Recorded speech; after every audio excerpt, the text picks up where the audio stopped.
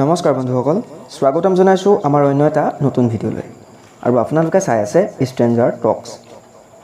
বন্ধুসকল, আজি আমি আলোচনা কৰিম 2151 কোটি টকাৰে নিৰ্মিত বিশ্বৰ আটাইতকৈ ব্যয়বহুল পুথিভঁৰালটোৰ বিষয়ে।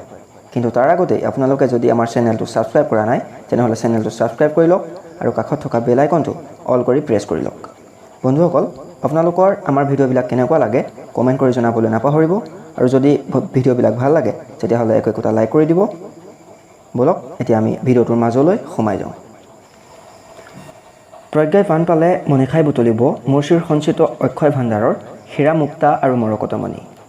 যিসকল মনীষীৰ দীপ্তকণ্ঠ চিৰদিনৰ কাৰণে অতীতৰ বুকুত হেৰাই গ'ল, যাৰ প্ৰত্যক্ষ সান্নিধ্য লাভ কৰি অক্ষয় ভাণ্ডাৰৰ পৰা সোণৰ সফুৰা বুটলিবলৈ আমি কোনোদিনেই আৰু সক্ষম নহওঁ, সেইসকলৰ অমৰ লেখনি আৰু মধুময় বাণী জগতৰ লগত পৰিচিত হয় এই গ্ৰন্থৰাজিৰ যোগেদি।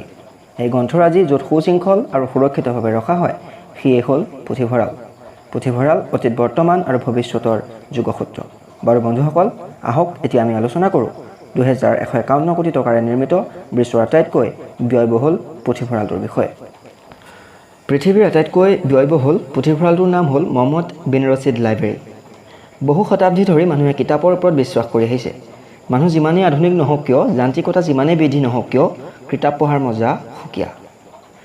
মহামান্য শ্বেখ মহম্মদ বিন ৰছিদ আল মাকতুম আৰু উপৰাষ্ট্ৰপতি, প্ৰধানমন্ত্ৰী আৰু ডুবাই শাসকে প্ৰায় 273 নিযুত ডলাৰ বিনিয়োগেৰে নিৰ্মাণ কৰি উলিয়াইছিল মহম্মদ বিন ৰছিদ লাইব্ৰেৰী।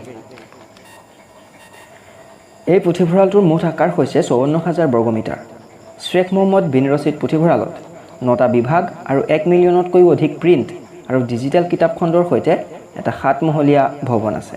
সাধাৰণ পুথিভঁৰাল, Emirates library, young adult library, শিশু পুথিভঁৰাল, মিডিয়া আৰু কলা পুথিভঁৰাল, ব্যৱসায় পুথিভঁৰাল, বিশেষ সংঘ পুথিভঁৰাল, মানচিত্ৰ, এটলাছ লাইব্ৰেৰী আৰু সাময়িক পুথিভঁৰালকে ধৰি 9টা বিভাগ আছে। পুথিভঁৰালটো 2022 চনৰ 16 জুনত আনুষ্ঠানিকভাৱে ৰাইজৰ বাবে মুকলি কৰি দিয়া হৈছিল। পুথিভঁৰালটোৰ উদ্দেশ্য হৈছে ব্যক্তিগত আৰু সামাজিক উভয় স্তৰত সৃজনীশীলতা, জ্ঞান আৰু কলাৰ বিকাশত সহায় কৰাৰ সময়ত পঢ়াৰ এক সংস্কৃতি বিকশিত কৰা। পুথিভঁৰালটোৰ নাম ডুবাই শাসক মহম্মদ বিন ৰছিদৰ নামেৰে ৰখা হৈছিল। আল জাদ্দাফত অৱস্থিত এই পুথিভঁৰালত 1 মিলিয়নতকৈও অধিক প্ৰিণ্ট আৰু ডিজিটেল কিতাপ আছে। প্ৰায় 273 নিযুত ডলাৰ বিনিয়োগেৰে নিৰ্মাণ কৰা মহম্মদ বিন ৰছিদ পুথিভঁৰালটো সম্ভৱতঃ বিশ্বৰ আটাইতকৈ ব্যয়বহুল পুথিভঁৰাল। অৱশ্যে এতিয়ালৈকে এই সন্দৰ্ভত একো দাবী কৰা হোৱা নাই। বন্ধুসকল, পুথিভঁৰালৰ ইতিহাস অতি প্ৰাচীন। যিদিনাৰ পৰাই মানুহে জ্ঞান বৃক্ষৰ গুটি খাই জ্ঞান লাভৰ, জ্ঞান বিকাশৰ প্ৰয়াস পাই আহিছে, সেইদিন ধৰি মানৱ সমাজত পুথিভঁৰালৰ ব্যৱহাৰ চলি আহিছে, অৱশ্যে প্ৰকাৰভেদে। বৰ্ণমালা আৰু কাকত আৱিষ্কৃত হোৱাৰ আগতেই বেদৰ বাণী প্ৰচাৰিত আৰু সংৰক্ষিত হৈছিল, আৰু স্মৰণ শক্তিয়ে আছিল তেতিয়া জ্ঞান সংৰক্ষণৰ মাধ্যম।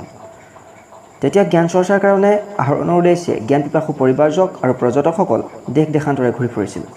বৰ্ণমালা আৱিষ্কাৰৰ পাছত মানুহে ভোজপাত্ৰ, তালপাত, সাঁচিপাত, জন্তুৰ ছাল, তামৰ ফলি আদিত জ্ঞান সম্ভাৰ লিপিবদ্ধ কৰিবলৈ ধৰিলে। মিছৰ দেশত পেপিৰছ নামৰ গছৰ পাত আৰু ছালত বাণীবোৰ লিপিবদ্ধ কৰা হৈছিল। তাৰ পৰাই ইংৰাজী পেপাৰ শব্দৰ উৎপত্তি হয়। কাকত আৰু ছপাশাল আৱিষ্কৃত হোৱাৰ পাছত পুথিভঁৰালৰ উন্নয়ন আৰু দ্ৰুতগতিত বৃদ্ধি হ'বলৈ ধৰে। খ্ৰীষ্টীয় প্ৰথম শতিকাত ৰোম নগৰীত প্ৰথম পুথিভঁৰাল প্ৰতিষ্ঠিত হোৱা বুলি ইতিহাসে সাক্ষ্য দিয়ে। তাৰ পাছত ভাৰত, চীন, মিছন, তিব্বত, বেবিলন আদি নগৰত পুথিভঁৰালৰ নিদৰ্শন পোৱা যায়।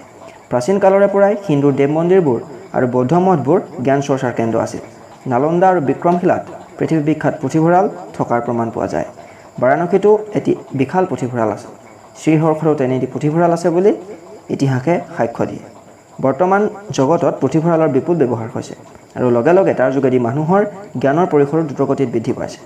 ভাৰতত কলিকতা, মুম্বাই, দিল্লী আদি নগৰীত জাতীয় পুথিভঁৰাল প্ৰতিষ্ঠিত হৈছে আৰু ৰাজ্যসমূহতো কেন্দ্ৰীয় পুথিভঁৰাল গঢ়ি উঠাৰ উপৰিও জিলাই জিলাই পুথিভঁৰালসমূহ গঢ়ি উঠিছে।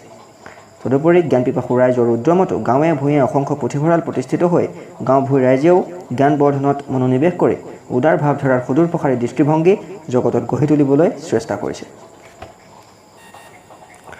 গতিকে ছাত্ৰ ছাত্ৰীসকলে এই ক্ষেত্ৰত বিশেষভাৱে দৃষ্টি নিক্ষেপ কৰা উচিত। সমাজত যিমানেই পুথি অধ্যয়নৰ স্পৃহা বাঢ়িব, সিমানেই ভাষা সাহিত্য সংস্কৃতিৰ পৰিসৰ বৃদ্ধি হ'ব আৰু সাহিত্যৰ ভঁৰালো সিমানেই চহকী হ'ব। জাতিটো সিমানেই সভ্য হ'ব, জ্ঞানী হ'ব আৰু মানি বুলি জগতত পৰিচিত হ'ব। বন্ধুসকল, আজিলৈ ইমানেই। পুনৰ অন্য এটি ভিডিঅ'ত লগ পোৱাৰ প্ৰতিশ্ৰুতিৰে ধন্যবাদ। জয় বহ।